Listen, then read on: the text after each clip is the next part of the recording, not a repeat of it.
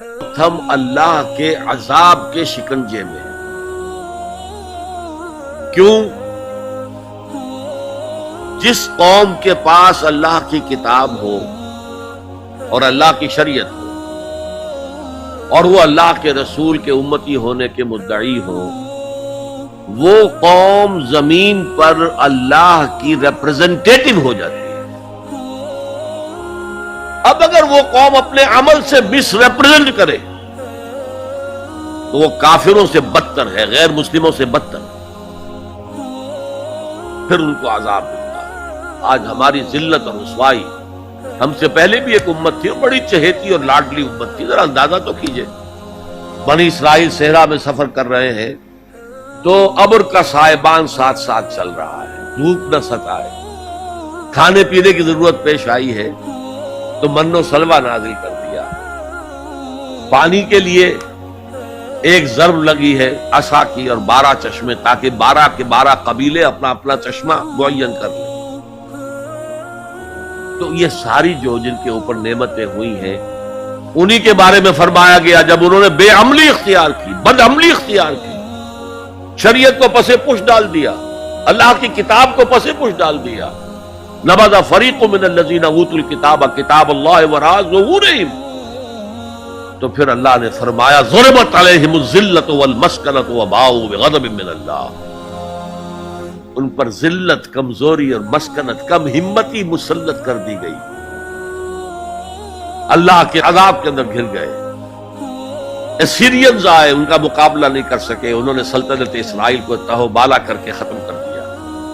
نیبوکڈنیزر آئے، اس کا مقابلہ نہیں کر سکے، اس نے لاکھوں کو قتل کیا، لاکھوں کو وہ کیپٹیو بنا کر بیبیلونیا لے گیا،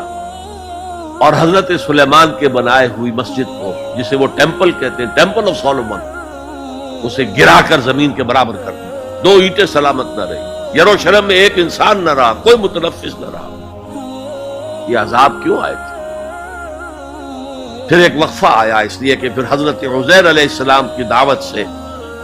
لوگوں میں عمومی ایک توبہ کی تحریک برپا ہو گئی، لوٹو لوٹو اللہ کے دین کی طرف، لوٹو شریعت کی طرف، تو اللہ کی رحمت بھی پھر متوجہ ہو گئی، مکابی سلطنت قائم ہوئی، جو اپنے رقبے کے اعتبار سے حضرت سلیمان کی سلطنت سے بھی بڑھ کر تھی، لیکن پھر دوبارہ ان کے اوپر وہی دنیا پرستی، شہوت پرستی، یہ ساری گندگیاں جب آ گئیں، مشرکانہ توہمات آ گئے، غیر مسلموں سے خلا بلا، اس کی وجہ سے ان کے اندر وہ ساری رسمیں ریتیں شروع ہو گئی، پھر عذاب آیا۔ پہلے یونانیوں کے ہاتھوں رگڑا گیا ان کو، سکندر کے ہاتھوں، سیلیوکس کے ہاتھوں، اور پھر رومنز کے ہاتھوں رگڑا گیا،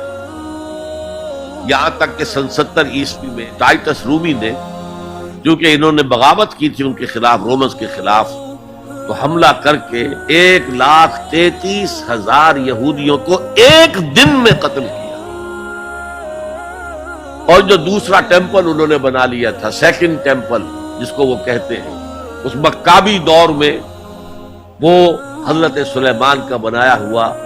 وہ معبد جو ہے وہ دوبارہ بن گیا، سن 70 عیسوی میں اسے پھر گرا دیا گیا، آج تک گرا پڑا ہے، 1934 برس سے ان کا خانہ کعبہ گرا ہوا ہے۔ یہ اللہ کا قانون ہے، جو امت کتاب اللہ اور شریعت خدا بندی کی حامل ہو کر اور طرز عمل اس کا مختلف اور برعکس ہوگا، وہ کافروں سے بدتر ہے اللہ کی نگاہ میں۔ اب علاج ایک ہی ہے، ہم کہیں کسی جگہ دنیا میں کسی سائزیبل ملک میں پورا اسلامی نظام، پوری اسلامی سیاست، پوری اسلامی معیشت، پورا اسلامی معاشرہ، پورا اسلامی قانون نافذ کر کے دنیا کو دکھائیں،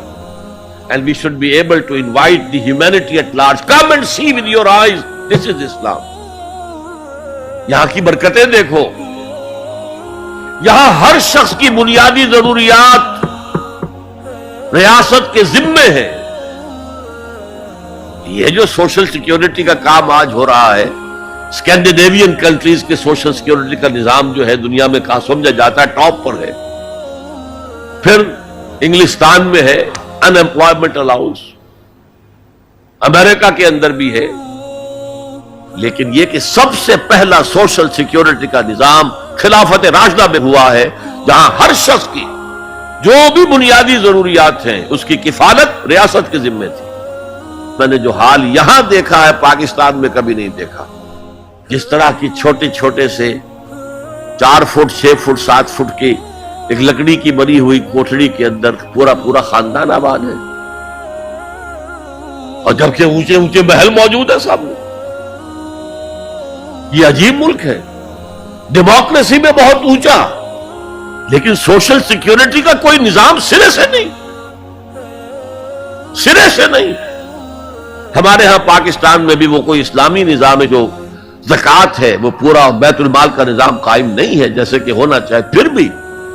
کچھ نہ کچھ زکوٰۃ کا نظام جو قائم کر گئے تھے ضیاء الحق صاحب، اس سے کچھ نہ کچھ غریبوں کی مدد ہوتی ہے۔ تو بہرحال جب تک ہم دنیا کے سامنے اسلام کی نمائندگی نہیں کریں گے، صحیح اسلام کی اور کامل اسلام کی، اس وقت تک ہمارے حالات میں کوئی بہتری نہیں آ سکتی۔